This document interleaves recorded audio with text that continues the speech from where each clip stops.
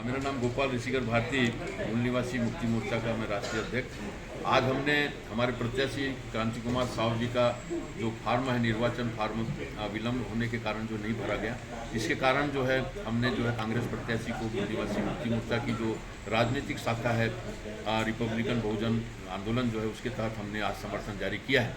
हम इस नारे के साथ में कि भाजपा का अंत ज्योत्सना महंत के साथ हम इनको समर्थन दे रहे हैं और हम आशा करते हैं कि पूरे कोरबा लोकसभा क्षेत्र के जो लोग हैं वो जागरूक होकर जो है अब ये तय कर लें कि हमें मतलब जो है इस देश के अंदर जो है एक ऐसी सांप्रदायिक ताकतें हैं जो जातीय पूंजीवादी ताकतें हैं, उनका मुकाबला करने के लिए हम सबको पब्लिक को खड़े होना पड़ेगा।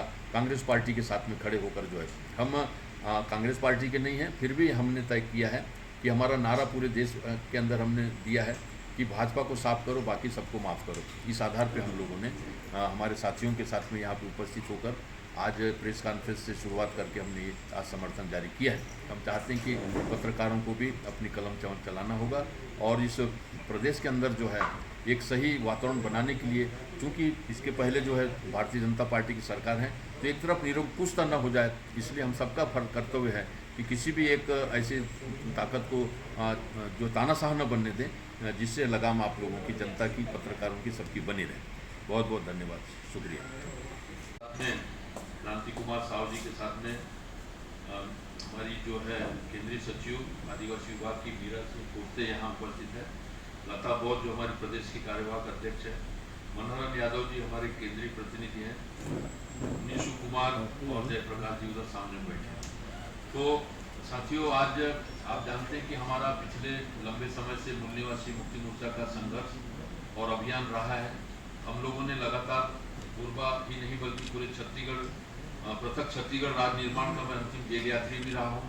हम लोगों ने कोरबा को अलग जिला बनाने के लिए, साडा को भंग करने के लिए और तमाम जो गरीबों की झोपड़पट्टियों को बचाने से लेके उनको पट्टे दिलाने तक का जो काम है हम लोगों ने लगातार किया।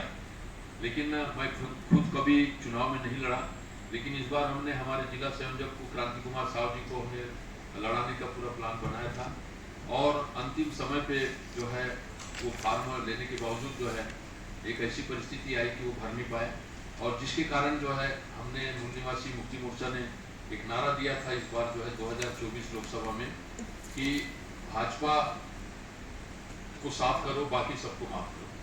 तो ये नारे के आधार पे हम सारे भारत के अंदर, भाजपा से हमारी कोई जाति दुश्मनी नहीं है। एक समय था जब हम लोगों ने भारतीय जनता पार्टी के यहाँ पर जो है नरेंद्र मोदी जी को चाय बेचने वाला गरीब का बेटा और ओबीसी के नाम पे हम लोगों ने सबने मिलकर किसी तरह से जिताने का प्रयास किया, लेकिन पिछले 10 वर्षों में आपने देखा कि किस तरीके से जो है महंगाई बढ़ी है, बेरोजगारी बढ़ी है और तमाम जो हमारी जो संस्थानें हैं, जो लोकतांत्रिक संस्थान जो है, जो डेमोक्रेसी है, हमारी आज खतरे में आ चुकी है। और इस आधार पे आपने देखा यहाँ तक कि कोरोना के साथ में जो लॉकडाउन हुआ वो एकदम अमानवीय रूप से भारत के अंदर मतलब जो लागू किया गया। लोगों को ऐसा लगा कि करोड़ों लोग मारे जाएंगे, लेकिन फिर भी हमारा संविधान जीवित था और इसलिए हम लोग सब बचे हैं। मंदिर के दरवाजे बंद रहे, मस्जिद के दरवाजे बंद रहे, गुरुद्वारे बंद रहे, लेकिन एक था जो भारत का आखिरी भगवान, भारत का संविधान। उसके कारण हम लोगों ने आज जो है जीवित स्थिति में आप लोगों के सामने दिख रहे हैं। लेकिन पूंजीपतियों के जो है फैक्ट्रियां चालू रही, उनके घर में दूध वाला, सब्जी वाला जाते रहा, लेकिन आप लोगों को जो है हमारे जो छोटे छोटे दुकानदार हैं, छोटे छोटे जो हैं वो मतलब जो है उनको दुख तकलीफ झेलनी पड़ी।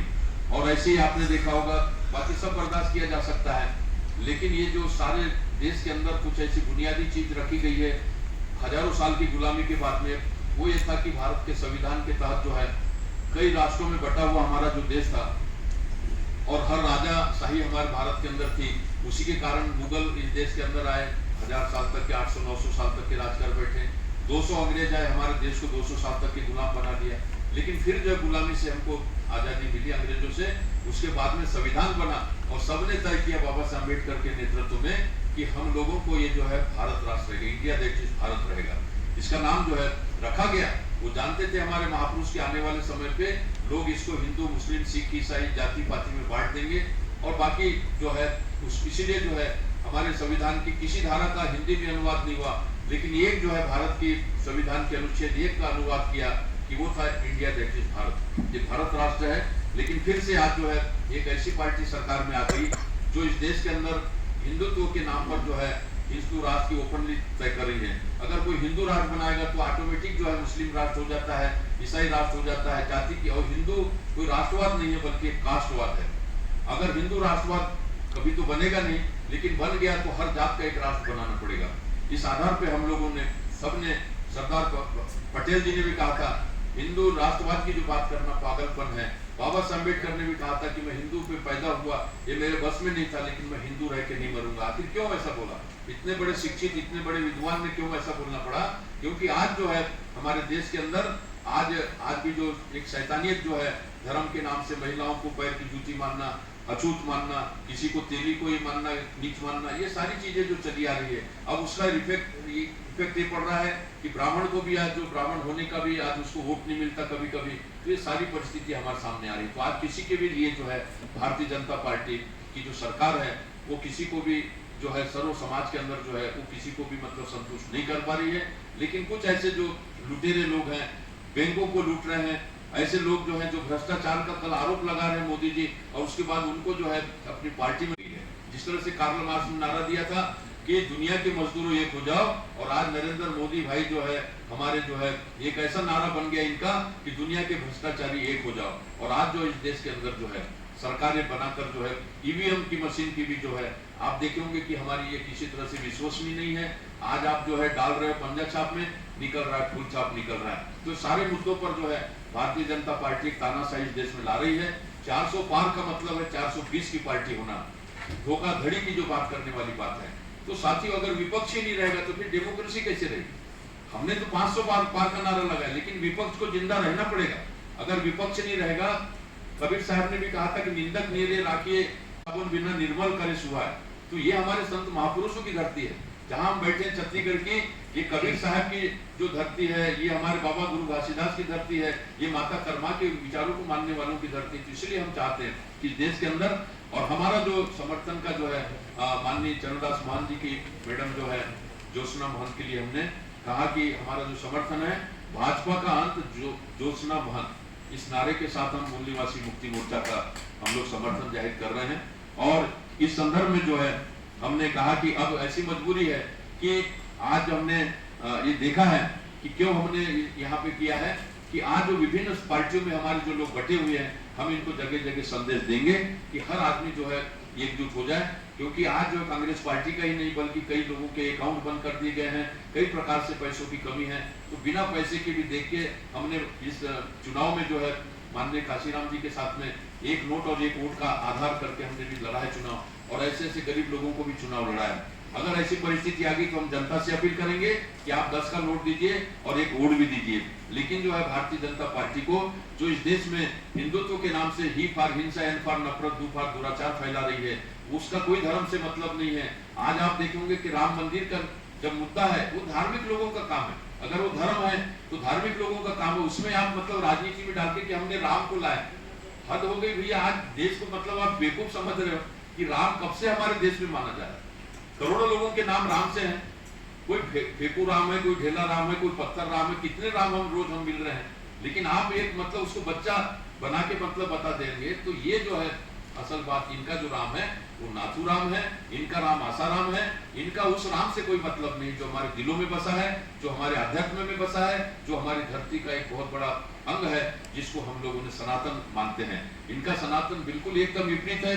आज जो है ये एक ऐसी टोपी लेके निकले हैं आरएसएस और भाजपा के लोग कि जो कहते हैं कि हम एक टोपी लेके निकले हैं और हम उस टोपी के आकार का सर बनाएं। लोकतंत्र ये कहता है कि जिसकी सर जितनी बड़ी है उसके आकार का आपको टोपी बनाना पड़ेगा। लेकिन ये उल्टी खोपड़ी वाले जो लोग हैं, इनको समझ में नहीं आ रहा है कि आज जो भारत जो है ये भारत राष्ट्र है, और भारत राष्ट्र के अंतर्गत ही आपको गवर्न होना पड़ेगा। इसमें कोई रेफरेंडम की जरूरत नहीं है। भारत का संविधान मान्यता प्राप्त, तो हमारे देश के महापुरुषों ने मिलकर उसको जो अंगीकार किया, और भारत के संविधान के खिलाफ काम करना एक राष्ट्रद्रोही की बात है। इसलिए हम पत्रकारों को भी हम कहना चाहते हैं कि जो पत्रकार जो है आज इनके खिलाफ कोई बोल रहा है उसका मर्डर कर दिया जा रहा है, उसको मतलब ईडी लगा दिया जा रहा है, किसी प्रकार से उनको नौकरी से निकाल दिया जा रहा है। आपने देखा होगा कि एक ऐसा पत्रकार जो एनडीटीवी में था, क्या नाम उसका, रवीश कुमार को। तो ऐसे कितने पत्रकार हैं जिनको मजबूरी में, तो अब पत्रकारों को अपनी कलम को चलाना पड़ेगा। गीता में भी कृष्ण जी ने कहा है कि अर्जुन, अगर इज्जत को लूटने वाले के दल में तुम्हारा बाप भी बैठा है तो उसको परास्त करना पड़ेगा, उसको मारना पड़ेगा। आज अगर हमारी कलम जो है, पत्रकारों की कलम अगर रुक गई तो फिर ये देश बचने वाला नहीं है। भले ही आप गरीब होंगे, बेरोजगार होंगे, चल जाएगा, लेकिन आपकी इज्जत अगर आपके सामने, आपका देश ही लूटा जाएगा तो फिर आप क्या कर सकते हैं। इसलिए साथियों, इस देश के अंदर संविधान समतामूलक समाज की स्थापना बनाने के लिए लागू किया गया है, लेकिन आज जो है उसका 90% से ज्यादा संविधान को खत्म करके, जो किसानों को आपने देखा होगा कि 750 किसानों को बलिदान देना पड़ा, तब वो 3 काले कानून को वापस होना पड़ेगा। आप हिंदू मुस्लिम का मतलब ही करते हैं। आप कहते हैं कि आपने देखो, एक बिल्किस बानो के ऊपर रेप किया गया, उसके पेट के बच्चे को मतलब निकाला गया, उसको मारा गया, उसके रिश्तेदार जो आते थे उसको भी 7 लोगों को मर्डर किया गया, और जब उनको जेल हुई तो जब उसको छूटने के लिए वहां पे जो सरकार ने वहां पे मतलब उसको पैरवी किया, और जब छूटे तो भाजपा के लोगों ने स्वागत किया। आज बलात्कारियों के साथ खड़ी होने वाली सरकार की पार्टी खड़ी हो रही है, इससे बड़ा दुर्भाग्य क्या है। मणिपुर में आपने देखा होगा कि महिलाओं को नेकेट करके घुमाया गया, मध्य प्रदेश में आदिवासी के सर पे पेशाब कर दिया गया, वो भारतीय जनता पार्टी के लोग थे। किस प्रकार से आज महिलाओं का जो है आज शोषण हो रहा है, इस प्रकार से हम लोगों को अब चुप नहीं बैठना होगा। सारे पत्रकारों को कोरबा के अंदर से जो है इतिहास की कड़ी को शुरू करने वाले हैं। मैं लगातार बाहर दूसरे प्रदेशों में रहा, लेकिन मेरे क्षेत्र में अगर ऐसी स्थिति आएगी तो मैंने भी तय किया है कि आज हम लोग जो है एक सही ढंग से निर्णय लें, ताकि हम प्रबुद्ध होने का प्रदर्शन करें, हम पत्रकार होने का, हम बुद्धिजीवी होने का। इसलिए मैं आपके समक्ष आया हूं, और हमारे साथियों के साथ में, खासकर जो है सारे समाज के जो लोग हैं हमारे साथ में, हम किसी जाति के खिलाफ नहीं है, किसी वर्ग के खिलाफ नहीं है, लेकिन जो है जो संविधान के खिलाफ काम करेगा, जो इंसानियत के काम करेगा, इंसानियत के खिलाफ काम करेगा, और जो है भारत राष्ट्र के खिलाफ करेगा, हम उसको जो है अगर सरकार सजा नहीं देगी तो जन कार्रवाई के तहत हमको सजा देने के लिए तैयार रहना पड़ेगा। इसी आशा के साथ मैं चाहूंगा कि हमारे जो सब जितने पत्रकार साथी आए हैं वो सबका हम शुक्रिया अदा करते हैं, और हमारे ओबीसी के लीडर जो है हमारे मनहरन यादव जी यहाँ पे उपस्थित हुए हैं। मैं चाहूंगा कि ओबीसी का खासकर जो है प्रतिनिधित्व करते हैं, हमारे साथ ओबीसी की बहुत बड़ी टीम यहाँ पे लगी हुई है। और ऐसा कहा जाता है कि नरेंद्र मोदी जी तो यहाँ के मोदी और तेली एक जब से, तो तेली समाज के भाइयों को बड़ा कंफ्यूजन होता है कि हमारे हर कोई जात का होने से काम नहीं चलेगा। एक ब्राह्मण का प्रधानमंत्री हो जाने से सारे ब्राह्मणों को जो नौकरी नहीं मिल जाती, इसलिए आपको देखना होगा कि आपका जो प्रतिनिधि जो है वो समाज के लिए क्या कर रहा है। इसलिए आज जो है आज तेली समाज के जो हमारे केंद्रीय प्रतिनिधि है, केंद्रीय सचिव है साहू जी जो है आज हमारे साथ में, उन्होंने समर्थन देने का तय किया, और आज हम आपके बीच में। मैं चाहूंगा कि यादव जी आप अपने तरफ से, ओबीसी की तरफ से भी अपनी बात करेंगे। हमारी पत्रकार बंधु, मैं मनहरन यादव, मैं इसलिए बोला मैं मनहरन यादव करके, इस शहर में 1990 से यादव समाज को जोड़ने का काम कर रहा हूँ। पूर्व में 10 साल तक ऑल इंडिया यादव महासभा का जिला अध्यक्ष भी रहा हूँ, और ओबीसी संगठन बना करके कोरबा में हम लोगों ने सालों साल काम किया है। अभी की जो व्यवस्था मैं देख रहा हूँ राजनीति की, ये हमारी समझ से परे है। मुझे मालूम है हमारे अखिल भारतवर्षीय यादव महासभा का सम्मेलन ग्वालियर में हुआ था। उस समय गौर जी वहां के मुख्यमंत्री हुआ करते थे। यूपी में मुलायम सिंह जी, बिहार में लालू प्रसाद जी, और सारे सम्मानी लोग हमारे यादव समाज के नेता ग्वालियर में इकट्ठा हुए थे। बहुत ही भाईचारा के साथ यादव समाज का सम्मेलन संपन्न हुआ था। आज ये भारतीय जनता पार्टी हमारे भाई को भाई से मरवाने का काम कर रही है, नीचा दिखाने का काम कर रही है। मध्य प्रदेश में मोहन यादव को मुख्यमंत्री बना के कभी बिहार में जाके यादवों को दो फाड़ करने का काम कर रही है, कभी यूपी में जाके दो फाड़ करने का काम कर रही है। ये इनकी राजनीति, भाई से भाई को लड़ा दो, जात से जात को लड़ा दो, और हिंदू मुसलमान कई तरह के एजेंडा लेकर के ये भारत में राज कर रही है। हम चाहेंगे दोबारा भारत में कभी इनकी सरकार न बने। ऐसा व्यक्ति कभी ना है जो भाई को भाई से लड़ाए। और जैसे भारती जी ने नारा दिया है, भाजपा का अंत ज्योत्सना महंत, तो ज्योत्सना महंत इसलिए है कि कांग्रेस पार्टी ने कही है कि हम अगर सत्ता में आते हैं तो जातिगत जनगणना कराएंगे और हम उसको समझेंगे। इसलिए ज्योत्सना महंत जी का हम पूरा तन मन धन से सहयोग करेंगे। धन्यवाद। हमारी प्रदेश के अध्यक्ष लता बहुत भी महिला सशक्तिकरण। आप सभी को नमस्कार। मैं लता कौर। आज मूल निवासी मुक्ति मोर्चा की तरफ से हम लोग सभी आदरणीय ज्योत्सना महंत जी को समर्थन करने आए हैं। क्योंकि मैं बौद्ध समाज से हूँ और मैं बाबा साहेब को फॉलो करती हूँ, उनके विचारों पर चलती हूँ। तो मैंने पढ़ा था कि बाबा साहेब ने कहा था थॉट ऑफ पाकिस्तान किताब में कि आप कभी भी हिंदू राष्ट्र की कल्पना को साकार नहीं करते, क्योंकि आप यदि हिंदू राष्ट्र की कल्पना को साकार करेंगे तो वो आप पर नहीं, आप सोचोगे कि आप मुस्लिमों पर वो अपना वर्चस्व कायम करेंगे, मगर वो एसटी पर अपना वर्चस्व कायम करेंगे, एससी पर अपना वर्चस्व कायम करेंगे और ओबीसी पर अपना वर्चस्व कायम करेंगे। इसलिए जो आज हिंदू राष्ट्र की बात चल रही है, हम सोचते हैं कि आज हिंदू राष्ट्र के कारण भाई भाई में झगड़े हो रहे, जात जात में झगड़े, जाति व्यवस्था जो फैल रही है, उसका अंत होने के लिए हम ज्योत्सना मैडम को समर्थन करने के लिए यहाँ आए हैं। इसलिए मैं चाहती हूँ कि हम सभी कांग्रेस को जिताकर उनकी सरकार बनाकर जो जो वादे उन्होंने पूरे किए हैं उसका वो पालन करें और हम ज्योत्सना मैडम का समर्थन करके उनके साथ दें। अभी आप लोग सब जो आए हैं, हमारे वैसे भी विलम्ब हो चुका है और आदिवासी विभाग से हमारी मीरा सिंह हमारे जिला संयोजक भी हैं।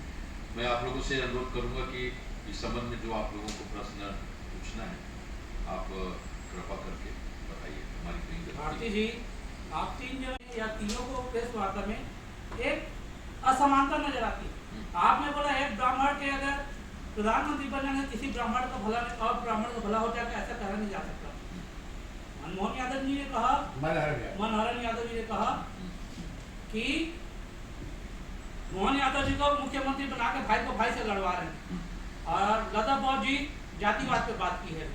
लेकिन मैं एक बात आप लोगों से पूछना चाहता हूँ, अगर प्रतिनिधित्व तो दिया जाता है किसी को तो उस समाज को उठाने के लिए बात होती है। आप लोग बोलते हैं कि कभी हमारे समाज को मुख्यमंत्री या ये पद नहीं मिला, और जब आप दिया तो बोला जा रहा है कि समाज को लड़ाने के लिए पद दिया गया है, तो फिर ऐसे में तो कोई प्रतिनिधित्व नहीं चाहेगा। दूसरी बात, लता बहुत जी बौद्ध धर्म में तो जातिवाद की बात ही नहीं होती और आप जाति जनगणना की समर्थन करने आई, ये कैसा? अभी जो है इन्हें जो बोला है उस पर मतलब ऐसा नहीं है। हम लोगों ने क्या है कि इन्हें जातिवाद का किसी ने भी नहीं कहा कि भाई को भाई से लड़ाने की जो बात है वो जातिवाद होता है, ये वाली बात इन्हें भी कहा है। किसी जाति के ऊपर कभी अभी उन्होंने कहा कि मोहन यादव जी को मुख्यमंत्री बनाने के बाद एक भाई को दूसरे भाई से लड़ा रहे हैं। बिल्कुल उनका ये कहना है, प्रतिनिधित्व नहीं देगा किसी को, उसका ये इनका एक मिनट उनका ये कहना है कि मतलब देखिए अपन क्या है कि आप यादव को बना दिए, लेकिन उनका इरादा क्या है कि वहां से जो यादव लोगों का जो एक अच्छा प्रभाव है उत्तर प्रदेश और बिहार के अंदर, तो उसके उनका कहना है कि भाई से भाई को लड़ा। वो ब्राह्मण के साथ बैठता है, छत्री के खिलाफ बात कर रहा है, छत्री के पास बैठता है, ब्राह्मण के खिलाफ बात कर रहा है, तो जातिवाद इसको कहते हैं। हमारा जो उत्तर प्रदेश में मुख्यमंत्री यादव हो सकता है, बिहार में मुख्यमंत्री यादव हो सकता है, लेकिन एमपी में मुख्यमंत्री यादव होता ही लड़ाई यादव सवाल किसी की भी जात का हो, आपको मतलब किसी के खिलाफ हिंसा नफरत दुराचार नहीं करना। हिंदू राष्ट्र जो है ये आप बताइए कि जब भारत राष्ट्र सर्वसम्मति से रखा गया तो फिर हिंदू का मतलब क्या होता है कि हिंदू का मतलब ब्राह्मण क्षत्रिय वैश्य शूद्र 4 वर्ण है, 4 वर्ण की 40,000 जातियां हैं। तो फिर मुसलमान कहा जाएगा, फिर उसपे दलितों को बोला जाएगा कि तेलियों को फिर मुंह देखना पाप समझा जाएगा, फिर दूसरे को मतलब ये किया जाए। पहले एक्सप्लेन तो कीजिए कि व्हाट इज हिंदुइज्म, आपने नया शब्दावली क्यों ला रहे हैं? तो फिर ऑटोमेटिक मुस्लिम राष्ट्र हो जाता है, फिर ऑटोमेटिक सिख राष्ट्र हो जाता है। तो जब आप अपने धर्म का राष्ट्र बनाना चाहते हो तो हर जाति का एक राष्ट्र देना पड़ेगा, फिर गोंडवाना राष्ट्र बनाना पड़ेगा, यादव लोगों का अलग राष्ट्र, मेरे जात का अलग प्रधानमंत्री कैसे होगा? फिर आपका सबसे बड़ा देखो, हम कहते हैं आप इस जातिवाद को लाओ ही मत।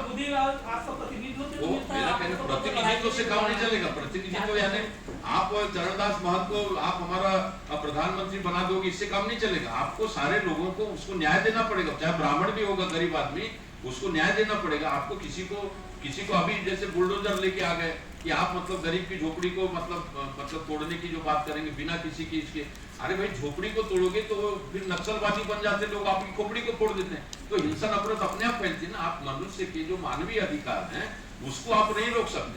हमारा इतना निवेदन है कि जातिवाद को जड़ से खत्म करना। 10 साल के अंदर बाबा साहेब अम्बेडकर का और गांधी जी के बीच का समझौता था कि हम 10 साल के अंदर जाति खत्म कर देंगे, छुआछूत खत्म कर देंगे, और आप जो हो इसको मतलब जो है आप आरक्षण खत्म कर देना। आरक्षण हमारा जन्मसिद्ध अधिकार नहीं है भैया।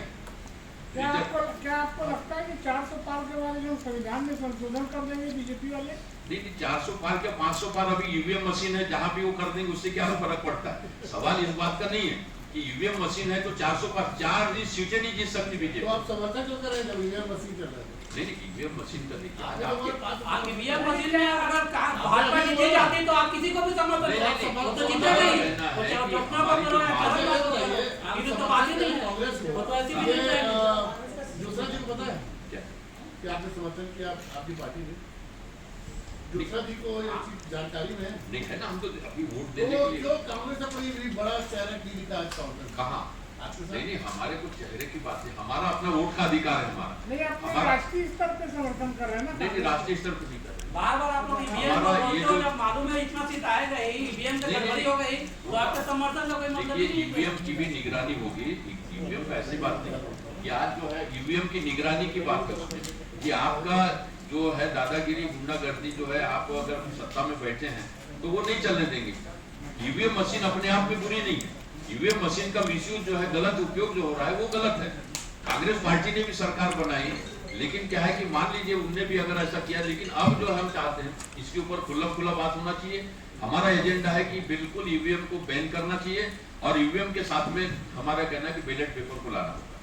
चाहे कांग्रेस को हम इसलिए एक तरफा समर्थन नहीं दे रहे, ये बात याद आ जाए, कभी आपके बस में नहीं है कि आप ईवीएम मशीन को हटा दो। हमने बहुत कोशिश की है, यहाँ तक कि बामसेप के लोगों ने तो मशीनों को फोड़ना शुरू भी कर दिया, कई लोगों पे आपने देखा होगा। लेकिन हम कहते हैं कि 1-2 मशीन को फोड़ने से क्या हो, 10 मशीन उनके पास पहले से 19 लाख मशीनें चोरी की गई मशीनें, तो वो तो उसका अभी तक के चुनाव आयोग ने कोई फैसला नहीं दिया है। तो इसलिए आप लोगों को समझना चाहिए कि हम निष्पक्ष होकर संविधानवादी लोग हैं, और हम जो है भारत के संविधान के अनुसार सबको समता, स्वतंत्रता, बंधुत्व के पुरजोर समर्थक है। इसलिए हमसे किसी प्रकार की जातिवाद की आशा न करें। हम तो चाहते हैं, नरेंद्र मोदी जी ने इतनी बड़ी स्टेप लिया है, अभी 1 मिनट में, जैसे कोरोना काल में लॉकडाउन कर दिया, नोटबंदी कर दिया, वैसे जाति लिखना पूछना बंद कर दे, और हम कहते हैं उससे अपने आप आरक्षण भी खत्म हो जाएगा। ये हमारा कहना। आपकी बात पूछना तो शुरू राहुल गांधी किया था, क्या किस जाति को आपको क्या वहाँ पे प्रतिनिधित्व मिला, ये तो शुरुआत राहुल गांधी ने किया था। प्रतिनिधित्व ना, हाँ, पहले जाति पे आपको प्रतिनिधित्व मिल रहा है कि नहीं, ये पूछना तो राहुल गांधी ने शुरू किया था जगह जगह यात्रा में। नहीं, जातियों का जो ये है, जातियों का प्रकोप है वो है। आप उससे जात नहीं पूछी जाएगी तब तक कि आपको कोई लड़की एक तरफ बोलते कि जाति को पूछना बंद करें। नहीं, जाति पूछना बंद करना, जाति है तो आप उसका ये है ना वर्चस्व है। आज आप शादी करने जाते हैं अपने बेटे की, तो आप हिंदू हूँ कह के ब्राह्मण के घर में थोड़ी चले जाओगे। ब्राह्मण किसी के ऐसा थोड़ी होता है, वो तो भारत का संविधान है कि आज कोई भी आदमी इंटरकास्ट मैरिज कर सकता है। ये प्रभाव बाबा साहब ने संविधान बनाया उसका है। हिंदू कोड बिल लागू करने के लिए बाबा साहब अम्बेडकर ने मंत्री पद से इस्तीफा दे दिया था। आपको मालूम होना चाहिए जो कुर्बानियां बाबा साहब अम्बेडकर के और हमारे महापुरुषों की हुई है। सरदार भगत सिंह ने आजादी के लिए फांसी चढ़ गए थे, उनको आप जानते हो, लेकिन आजादी के देने के पहले किताब में भी लिख दिया था कि मैं जानता हूँ कि आजादी कहीं। तो इसलिए आप लोग सब सजग रहिए, और हमारा किसी भी पार्टी से, किसी जाति से हमारा कोई द्वेष नहीं है। हम चाहते हैं कि नरेंद्र मोदी जी, आज भी उसके पास में अब तो मौका है, अब क्या कर सकता है वो भी, चाहे तो तानाशाही करके तुरंत जातिवाद खत्म करके सबको बांट दो। 15 लाख 20 लाख रुपए घर में बांट दूंगा बोला, काला धन ला देंगे बोल दिए, कहाँ गया? नोटबंदी करेंगे तो काला धन आ जाएगा। बहुत सी चीजें हैं जिसके आधार पे हमने इसका नाम जो है अब ऑटोमेटिक जो बन गया है, बीजेपी इज द सेम भ्रष्टाचारी जुमलेबाज पार्टी। अच्छा, आप राष्ट्रीय अध्यक्ष हैं भारती जी, जब राष्ट्रीय अध्यक्ष राष्ट्रीय शब्द जुड़ जाता है तो पूरी देश की बात होता है। पूरा देश। मणिपुर में आदिवासी महिलाओं को माने बिना कपड़े के जिस तरह उसमें आपने या आपके पार्टी ने क्या कार्रवाई की मांग किया? दूसरा, प्रधानमंत्री नरेंद्र मोदी ने उस राज्य में क्यों नहीं गया? क्योंकि वह भी भारत का एक राज्य था। आखिर जहां पर आदिवासी महिला पीड़ित थी वहां पर ये है और वहां जाता भी नहीं है। इसके पीछे का क्या कारण? क्योंकि आप राष्ट्रीय अध्यक्ष हैं, इसलिए बताइए। देखिए, हमने जितने मुद्दे इसके लिए हमने पूरे देश के अंदर जो है हमने जगह जगह हम क्या कर जो है, एक तो जाने का हमने प्रतिबंधित कर दिया। दूसरी बात ये कि हमने पूरे जगह में मतलब ज्ञापन देके मूल निवासी मुक्ति मोर्चा ने राष्ट्रीय संयुक्त मोर्चा के माध्यम से ज्ञापन दिए। हमारे छोटे छोटे जो ऑर्गेनाइजेशन है वहाँ पर उनके सारे लोगों से हम आज भी हम मुद्दे उठा रहे हैं, प्रेस में मुद्दे उठा रहे हैं। आखिर हमारे पास में केवल जो है आज का लोकतंत्र के आधार पर हम किसी को लाठी डंडा नहीं मार सकते। उनने अगर ऐसा कर दिया तो हम भी उनकी बहू बेटी के साथ ऐसा नहीं कर सकते। लेकिन इस मुद्दे को हम लोग जो है हमने कहा कि भाई तुम्हारी गोलियां होगी, हमारा सीना होगा। लेकिन आज जो है हम उनको गोली से बंदूक से नहीं दे सकते। हम बुद्धिस्ट बुद्ध को मानने वाले महापुरुषों को मानने वाले लोग हैं। इसलिए हमारा कहना है कि जहाँ पर जो है आग को पानी ही बुझाएगा। तो प्रेम से अगर नहीं होता है तो पहले निवेदन करेंगे, फिर आवेदन करेंगे, नहीं होगा तो धनादन करेंगे। एकदम से नहीं होगा कि अभी हम मान लीजिए एकदम से पत्थर मार के हम दोस्ती नहीं कर सकते। इसलिए नरेंद्र मोदी भी अपने जगह उनके ऊपर भी कहीं ना कहीं से दबाव है कि वो प्रधानमंत्री मतलब न रहेगा तो उनकी एक लालच हो सकती है कि वो मतलब रहने के लिए सारे काम कर रहे हैं। अगर मान लिया जाए, आपकी बातों को ही मैं आगे बढ़ा रहा हूँ कि एक महिला को निर्वस्त्र करके घुमाया जा रहा है और उस लालच में वो प्रधानमंत्री की कुर्सी न खो दूं, पर मेरे देश की महिलाएं जो है टोटल ये राजनीतिक हवस है जिनको अंधा बना देती है। ये दुर्योधन की स्थिति आ चुकी है और आज जो है एक धर्म की लड़ाई हम लड़ रहे हैं। ये केवल अब समझ सूझी कि हम कांग्रेस के पक्ष में केवल खड़े। आज जो है भारतीय जनता पार्टी जो है एक हमलेवार के रूप में, जो विदेशी भी दुश्मन थे उससे भी ज्यादा हमलेवार के रूप में खड़ी हो चुकी है। इसलिए पब्लिक को लड़ना पड़ेगा कि आज अपने देश को बचाने के लिए, अपनी अस्मिता को बचाने के लिए उनको तय करना होगा कि अगर वो बिल्किस बानो थी या आदिवासी महिला थी वहां पे, तो हमारी माताएं बहनें हैं जिनके ऊपर ऐसा हुआ। जब तक हम महसूस नहीं करेंगे तब तक हम जो है एक सामाजिक चेतना के रूप में हम विद्रोह नहीं कर पाएंगे। इसलिए आप लोगों से हमारा ये है कि पत्रकारों को कलम चला। बिल्किस बानो जी की तो बात कर रहे हैं, शाह बानो के बारे में आप क्या कहेंगे? जिनको परित्यक्तता होते हैं वो भी उनको उनके पति से भरपाई नहीं मिला और कानून को भी संशोधन किया किसी धर्म को खुद करने के लिए, तो क्या क्या हमारा कहने का है कि जिस सरकार में जहाँ पे हो सकता है किसी ने भी गद्दारी की है, कांग्रेस के सर में भी हुई है। हम खुद बोल रहे हैं कि कांग्रेस पार्टी को हमने आंकड़ों की थोड़ी समर्थन देती है। हमारा कहना है कि आज जो परिस्थिति सत्ता में है तो उसके खिलाफ तो बात करोगे ना। इसलिए तो सत्ता से हटा है कांग्रेस पार्टी। कांग्रेस पार्टी को 2 में लाने का किसका कारण था? सबसे पहले अगर किसी ने काम किया था कि काशीराम जी ने आके छत्तीसगढ़ की धरती में कांग्रेस को मौत का वारंट दिया था। मैं पहला आदमी हूँ कि भैया इनको मौत का वारंट मत दो। गांधी जी को भी बाबा साहब ने जीवन दान दिया था, तो हम किसी को मौत का वारंट नहीं दे सकते। इसलिए उसको बचाया गया। कांग्रेस जो है, हाँ, हम गांधी जी से, कांग्रेस से हमारी विचारधाराओं में भिन्नता है, लेकिन हम गांधी के हत्यारे नाथूराम गोडसे के साथ हम खड़े नहीं हो सकते भैया। हम किसी हत्यारे के साथ खड़े नहीं हो सकते। ये हमारी कांग्रेस को मारने की गलती है, टोटल गलती हो सकती है। आपने अगर तय कर लिया कि भाई उसमें गलती है तो फिर गलती है उसमें। आपको एक छोटे नहीं कि आप बताइए। तो मेरा कहना, जब आपकी बात को मैं मान के चल रहा हूँ तो फिर क्या आप मेरे लीडर हो? आपने बोल दिया, खत्म कहानी। कांग्रेस को हमने इसीलिए तो उस समय रख दी। आप अपना व्यक्तिगत अनुभव साझा किया था और ये कहा था कि ग्वालियर में सभा हुई थी, 3 मुख्यमंत्री एक साथ थे, कभी किसी ने किसी का विरोध या मेरी जाति को तोड़ने का काम नहीं किया। लेकिन ये मोहन यादव, केंद्र में बीजेपी की सरकार, ये क्या कर रहा है कि आपको स्वीकृति नहीं है। उस समय कांग्रेस की सरकार थी, बीजेपी से मुख्यमंत्री थे बाबूलाल गौर, लालू प्रसाद जी, मुलायम सिंह जी। तब हमारे समाज में ऐसी परिस्थिति पैदा नहीं हुई। ये क्या कारण है? भाजपा की सरकार में, ये मोदी के प्रधानमंत्री बनने के बाद कि हमारा समाज एक दूसरे को काट रहा है। ये अच्छा भारती जी, जी देखिए, हम पिछले जब से मोदी जी की सरकार आई हमने स्वीकार किया कि किसी की सरकार बन सकती है, लेकिन जैसे 2 साल 1 साल के बाद ही उन्होंने अपना रवैया देखा, संविधान को पार्लियामेंट की स्ट्रीट पे मतलब जलाया गया। हम पहले आदमी थे कि जहां पर जाकर जो आंदोलन किया जंतर मंतर संविधान सुरक्षा के तहत, तो आप देखिए एक ऐसी सरकार जिसके सामने मतलब संविधान को जलाया जा रहा है, संविधान के खिलाफ हेगड़े बोल रहा है, पार्लियामेंट के अंदर बोल रहा है। आप देखिए क्या मतलब बातें हो रही है। और आज के जितने व्हाट्सएप और यूनिवर्सिटी में तो आप देख रहे हैं किस तरह से संविधान का उल्लंघन हो रहा है, लेकिन कभी जो है नरेंद्र मोदी ने अभी बोल रहा है कि अम्बेडकर भी आ जाएगा तो संविधान को वो बोलेगा कि खत्म करो तो हम नहीं करेंगे। ये कोई बयानबाजी है? आप देख रहे हैं किस तरीके से बातें हो रही है। तो हमारा कहने का है कि आप स्पष्ट बोलिए कि आपने जो काले कानून बनाए थे, आप एनआरसी लागू होगा। एनआरसी का क्या मतलब? जो भी पत्रकार विरोध में बोलेगा उसको डिटेंशन सेंटर में भेज दिया जाएगा, नक्सलवादी घोषित कर दिया जाएगा। वो क्या बोल रहे हैं? नक्सलवादियों को खत्म कर दूंगा। वो इस नक्सलवादी, आप जान रहे हैं कि किस तरह से महिलाओं के ऊपर बलात्कार हुआ, उसको नक्सलवाद का मतलब कपड़ा पहना दिए, उसको नक्सलवादी घोषित कर दिए। तो जितने पत्रकारों को और जितने हमारे जो विपक्ष के लोग हैं या जो भी मतलब शान से जीना चाहता है कि नहीं भाई मैं तुम्हारा गुलाम नहीं बनना चाहता, हो गया, उसके ऊपर मतलब लगा दिए चार्जेस, आपको अंदर कर देंगे, आपको कुछ भी कर देंगे। तो जो पत्रकार जो है भ्रष्ट नेता और डरा हुआ पत्रकार सड़ा हुआ समाज बनाते हैं, इसलिए डरने की जरूरत है। हमने तय किया, मूल निवासी मुक्ति मोर्चा का तो एजेंडा था कि हम 30,000 रुपए की जो न्यूनतम वेज पे हम नौकरी हर पत्रकार को देंगे, उसकी कोई किसी के जो है पूंजीपति की गुलाम बनने की जरूरत नहीं।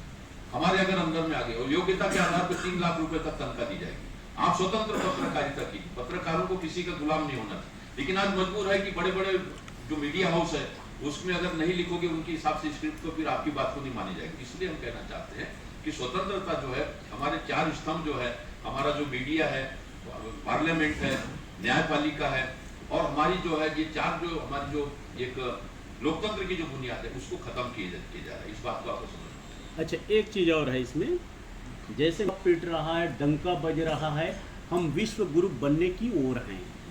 जब प्रधानमंत्री जी कहते हैं कि हम भारत के 80 करोड़ जनता को हम चावल दे रहे हैं मुफ्त में, तो सवाल ये उठता है कि आखिर इस बेरोजगारी और महंगाई के बारे में सीधा स्टैंड प्रधानमंत्री लेते क्यों नहीं है और उसके बारे में बताते क्यों नहीं? इसके पीछे उनका क्या कारण है कि महंगाई इतनी चरम सीमा पर है, बेरोजगारी इतनी चरम सीमा पर है, पर उसका जिक्र कहीं पर नहीं कर रहे एक भी बार। अभी आपने बहुत अच्छा प्रश्न किया है। आज जो है देखिए देश को, जैसे आप खाना खाते हो, बगल में कुत्ते को भी एक हड्डी का टुकड़ा दिया जाता है। ये कोई 5 किलो चावल जो है, हम तो कहते हैं आप न्यूनतम बंटवारा दो, भीख मत दीजिए। खुद और नरेंद्र मोदी ने कहा था कि रेवड़ियां देना बंद, जब वहां पे दिल्ली में मतलब जो है केजरीवाल ने शुरू किया तो उसको रेवड़ी बोला, लेकिन अपना 5 किलो चावल बोल रहा है। इसका मतलब 80 करोड़ गरीबी रेखा से नीचे है। इस देश में किस प्रकार का डंका बज रहा है? आप भिखमंगे का देश बना के रखे हो इसको। 5 किलो चावल देना यानी भिखमंगों का देश साबित होता है। कहा गया कि यहाँ पे जो है अगर हमको सरकारी करना है, तानाशाही करना है, तो ये चीज होती है। चुनाव के समय कम से कम आपने देखा महंगाई नहीं बढ़ती थी, लेकिन अब उनको कोई मतलब नहीं है कि हम मतलब 400 पार का नारा लगा दिए, मतलब किसानों के ऊपर भारती जी, एक सीधा अभी आपने कहा कि कलेक्टर ने प्रत्याशी घोषित कर दिया। इतना तो हर किसी को पता है, मतदाता हो, पत्रकार हो या राजनेता हो, सभी को पता है कि आचार संहिता लगा है। 4 जून के पहले कोई रिजल्ट घोषित नहीं होना है। सूरत की जो कलेक्टर ने जिस प्रत्याशी को भाजपा के घोषित किया है उसको आप किस रूप में देखते हैं? तो यही तो डेमोक्रेसी का जो हत्या की जो बात हम कर रहे हैं, तो हत्या कैसे बोलो? निर्विरोध है कि नहीं? वहाँ कोई चुनाव निर्विरोध की बात खड़ा भी नहीं है वहाँ। प्रमाण नहीं दे सकते ना, 4 खत्म हो चुका है ना, नहीं प्रमाण नहीं दे सकते ना, 4 के पहले प्रमाण ही नहीं दे सकते। उसके सामने कोई खड़ा ही नहीं हुआ, कैसे करोगे? कलेक्टर नहीं कर सकता, प्रमाण नहीं दे सकते ना भाई, कानून के हिसाब से बात कर रहे हैं। अब अनलीगल बातें करोगे तो का मतलब क्या है कि आपने समाज पार्टी के प्रत्याशी को पकड़ के ब्रांच को लगा दिया, किसी को कहीं लगा दिए, किसी से पैसा, तो ये सारी चीजें जो हो रही है ये टोटल इसी को तो रोकना है। इसी को रोकना है। देखिए कलम चलिए ना उसमें, आपके पास संदेश आया, वहाँ पे गुंडागर्दी हुई है, वहाँ पे सारा चीज मतलब भ्रष्टाचार हुआ, तो इसके लिए जागरूक होना चाहिए कि हम एक तरफा न जाए कि मुझे वो मतलब कोई आदमी सुविधा दे रहा है तो उसको मतलब भी दुशासन के साथ में भी तो पूरी उनके पास लोग थे, लेकिन फिर भी 5 पांडवों के साथ देखिए झूठ के साथ अगर कितनी भी मतलब ताकत नजर आ रही होगी, सत्य के साथ अगर जरा भी मतलब है तो आप सत्य की जो हार है वो उसकी जो दुश्मन की जो जीत है झूठ की जीत से ज्यादा कीमती हो जाए। हो सकता है हार जीत हो सकती है, हार भी जाएंगे, लेकिन हम खड़े हैं ना, हम खड़े हैं, अन्याय के खिलाफ हम खड़े हैं। इसलिए आप लोगों को भी तय करना होगा कि आज हमारा नंबर नहीं आया, मुर्गी एक मुर्गी कट रही है तो मेरा नंबर आया करके नहीं आया करके हम लोग